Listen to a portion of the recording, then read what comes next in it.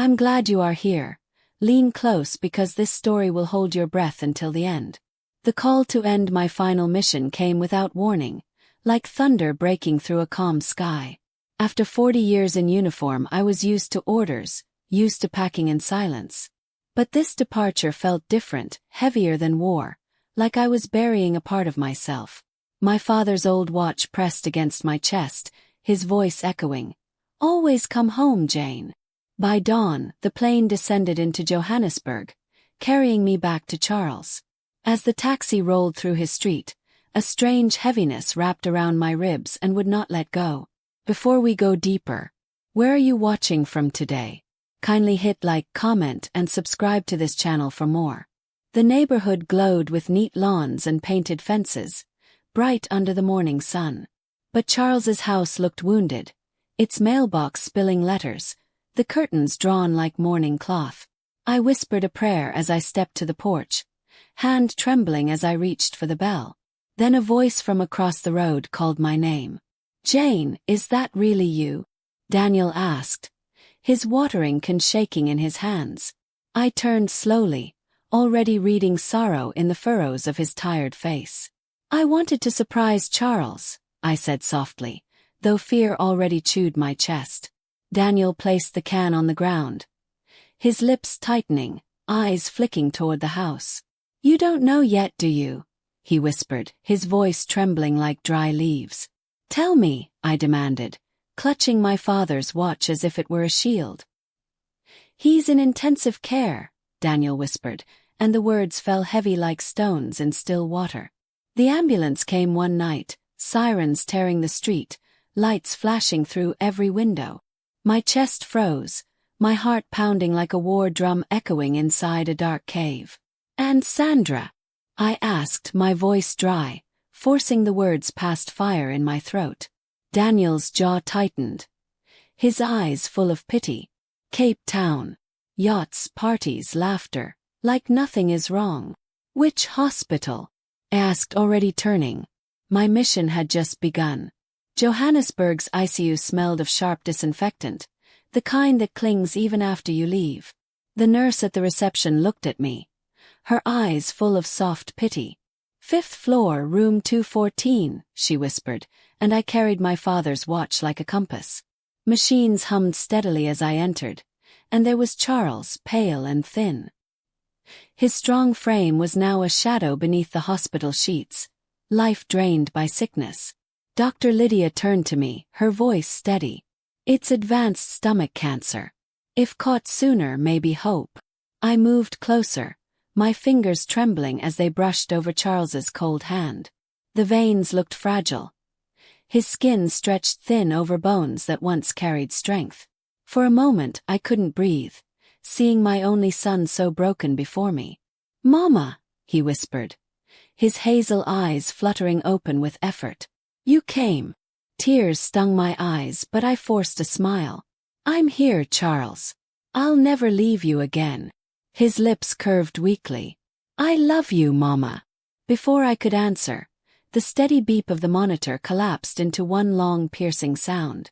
My heart lurched as nurses rushed in, shouting codes, their hands pressing down on his chest. "Stay with me, Charles," I cried, but a firm arm pulled me back. Dr. Lydia's eyes held mine as the chaos filled the room. "We're doing everything we can," she said urgently.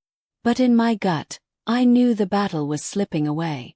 Minutes stretched like years, the sound of machines and commands blurring into one. Then silence.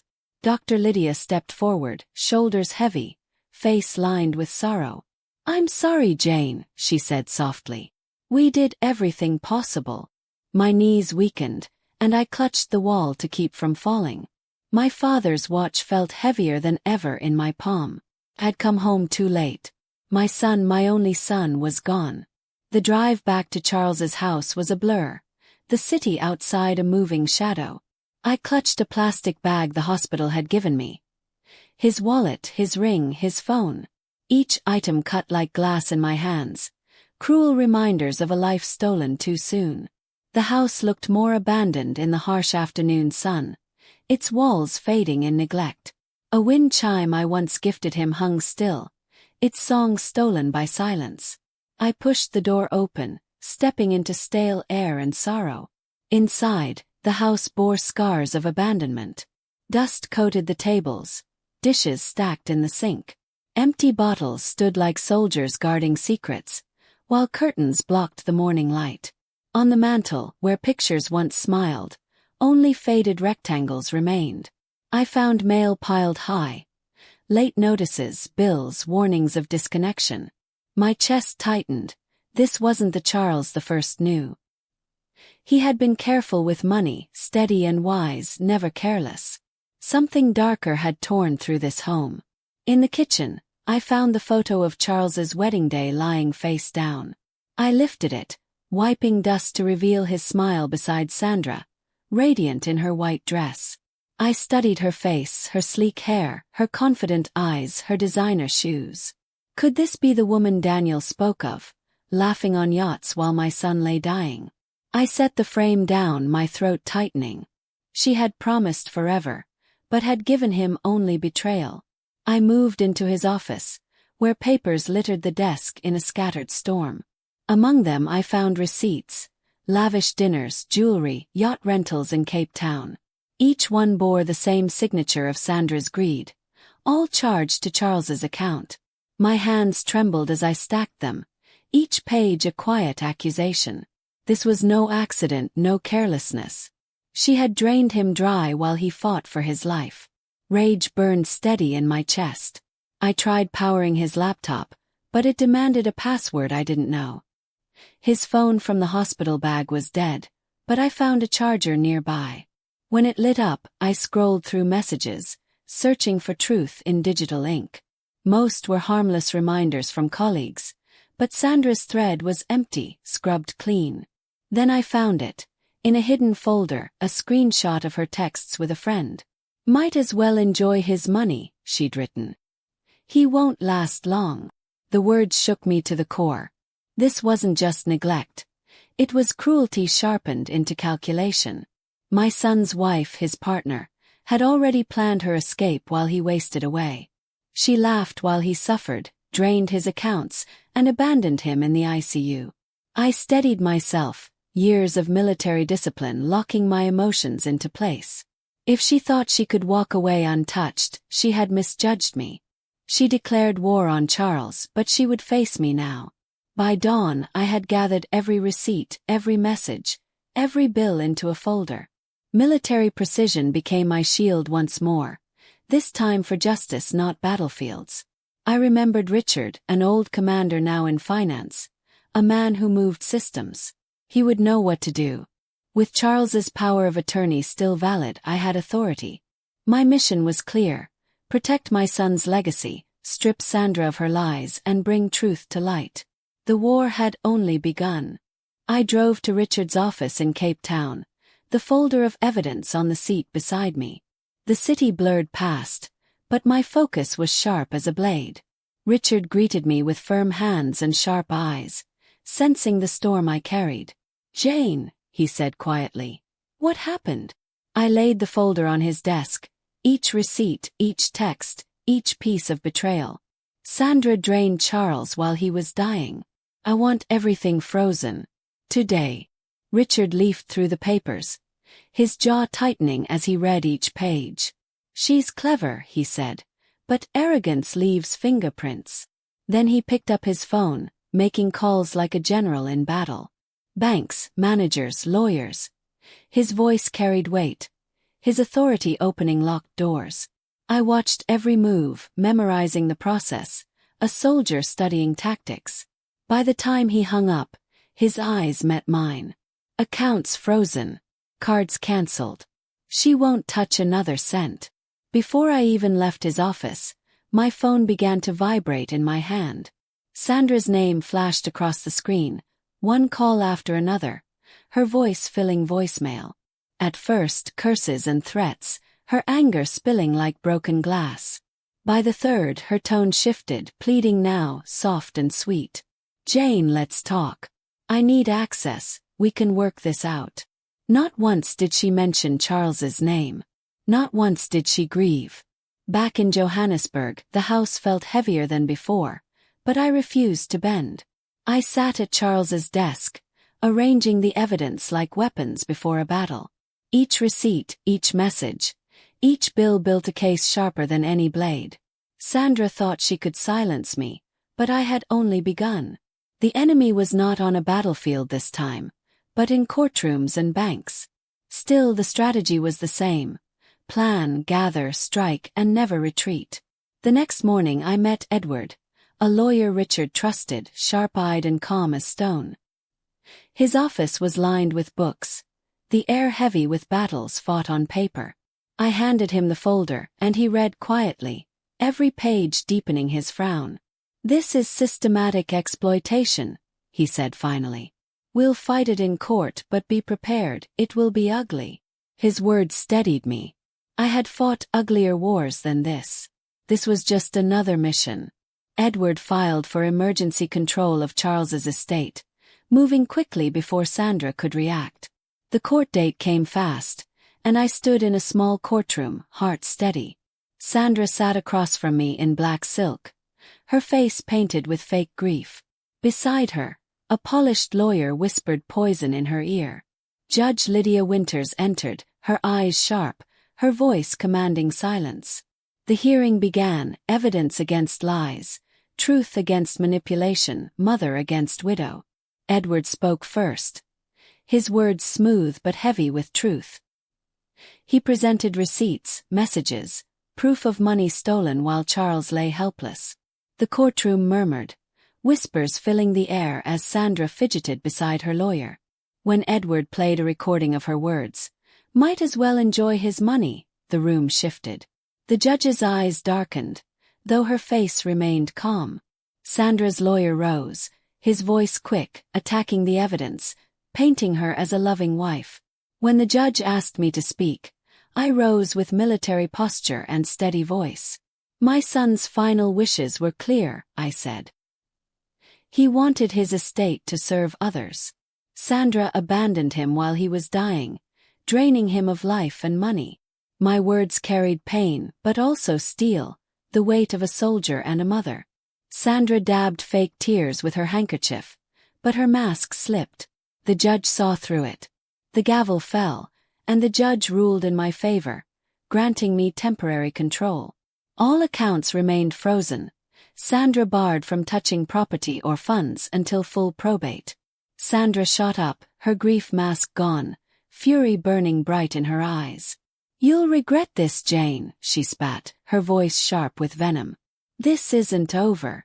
I know people you've never met." I stood tall, meeting her glare. "Then let them come. I don't start wars, Sandra. I finish them." Outside the court, Edward placed a steady hand on my shoulder. "Round one to us," he said quietly. "But she won't stop. People like her never do." His words were true. Sandra was too greedy to walk away quietly. Already, I could sense her plotting, waiting for another opening to strike. But she had underestimated me. I was no grieving widow's target. I was Jane, a soldier, a mother, and I had nothing left to lose. When I returned to Charles's house, the front door stood ajar and my pulse raced. Inside, Sandra and two men were ransacking the rooms, stuffing bags with valuables. A photo of Charles lay shattered on the floor, his smile broken by cracks of glass. "Step away from my son's things," I commanded, my voice cold as steel.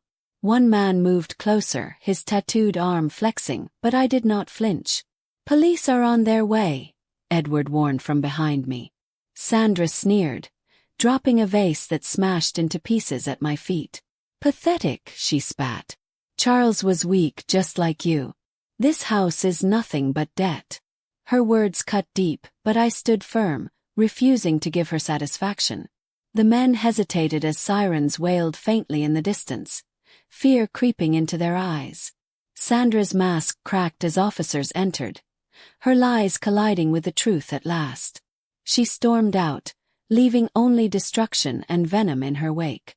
The police documented every broken frame, every stolen item, every threat Sandra hurled. One officer, a veteran himself, shook his head slowly. She's dangerous, but now we have her. His words gave me strength, but my chest still ached with fresh grief. That night, I sat alone among the ruins of Charles's living room. I picked up his broken photo frame, carefully brushing away the shards of glass. My son's smile looked up at me through the cracks, both fragile and eternal. The next morning, Richard called with news that chilled my blood. Jane, Sandra took a second mortgage, wired money into offshore accounts. This isn't just fraud, it's organized crime. His voice was heavy, his words slicing through my fragile calm. Sandra wasn't acting alone. She was part of a network that hunted the vulnerable. The thought that Charles was just one target among many made my stomach twist. This fight was bigger than inheritance. It was war against predators cloaked in marriage vows. Detective James Morales confirmed Richard's warning when he met me in Johannesburg. "We've tracked patterns of similar cases across the region," he explained gravely. Wealthy men, sick or aging, married women who drained them before disappearing. Sandra's face matched those of other predators, her methods cut from the same cloth. "We suspect medical neglect too," Morales added. My breath caught. Had she hastened Charles's decline? The pills, the untouched bottles, the weight loss, it all fit into a sinister puzzle. Sandra tried a new tactic, arriving at Charles's door dressed in sorrow. She carried a photo, the same one she had once smashed, now in a fresh frame. "Jane," she whispered, voice trembling with practiced grief. "We're both hurting. Let's stop fighting. Let's settle this." Her eyes flicked across the room, searching for weaknesses, measuring me carefully. I softened my tone, baiting her, saying, "Perhaps you're right. Come tomorrow. We'll talk terms." The next morning, police technicians arrived, wiring the house with hidden recorders. Detective Morales instructed me carefully. "Let her think you're weak. Let her confess." My heart raced, but years of training had taught me patience and precision. I brewed tea, set the table, and waited with steady breath. At 2 o'clock sharp, Sandra arrived, her eyes scanning the house like a thief in church. She smiled sweetly, placing the photo on the table as if it meant anything. We spoke softly at first, like two women sharing grief, but her mask soon slipped. "Charles was never strong enough for me," she said, sipping tea like venom. "I deserved better, deserved the money, the life, the freedom." Her words dripped with scorn, every sentence cutting deeper into the air. I leaned closer, my face calm, my voice quiet. "So you admit it? You married him for his money alone?" She smirked, confident, and whispered, "Of course I did." The hidden recorders caught every word, every admission dripping from her mouth. She bragged about offshore accounts, luxury trips, jewelry bought with Charles's savings. Even laughed about him dying while she partied on yachts in Cape Town. My fists clenched under the table, but I kept my face still. Morales's words echoed in my head. Let her hang herself with her own tongue. And she did, weaving the rope with every careless boast. When Sandra finally left, her perfume clinging to the poisoned air, the police moved in. Morales held up the recordings, his face grim but triumphant. "We have her, Jane," he said. "Not just for fraud, but for exploitation, abuse, and theft." Relief washed over me, though it tasted bitter, knowing justice came too late for Charles. Still, I whispered to his memory, "Your voice will be heard. Your story will stand."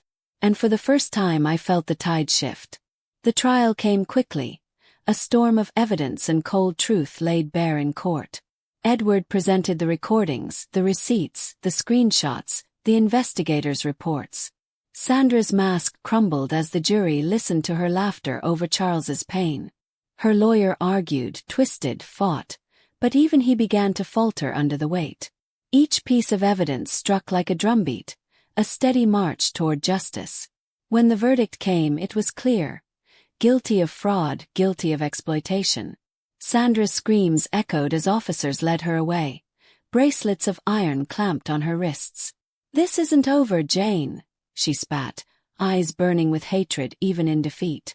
But for me it was over, or at least this battle was. The gavel fell, and justice wrapped its arms around my son's memory. I stepped outside into the sunlight, breathing free air for the first time in weeks. The sky above Johannesburg felt wider, brighter, as if Charles smiled from beyond. At Charles's funeral, the military honor guard stood tall, their rifles glinting under the sun. The folded flag rested gently in my arms, heavy with dignity and sorrow. Friends and neighbors filled the seats, their faces wet with tears and quiet respect. Daniel spoke of Charles's kindness, of small acts that had touched many lives. Lydia stood silently at the back, her eyes soft with shared grief. And as the last salute fired, I whispered, "Rest well, my son." Later, in the stillness of Charles's house, I opened the safe once more. Inside, I found his final letter, written in neat, careful lines. "Mama, if you read this, I'm gone. But I want you to know I was happy once. Protect the scholarship fund. Guide it for me. Let my name live in buildings I'll never see." Tears blurred my vision as I held his words close. My mission wasn't just vengeance, it was to honor his dream. Now, when I walk through Johannesburg streets, I feel Charles with me, steady as breath. His dream lives on in young architects rising, their sketches filled with hope and fire. Sandra sits behind bars, her laughter silenced, her greed caged where it belongs. The house stands repaired, its wind chime singing again in the evening breeze. I am Jane, a soldier, a mother, and a storyteller with nothing left to fear. And I finish every war I never started, with truth, with justice, with love.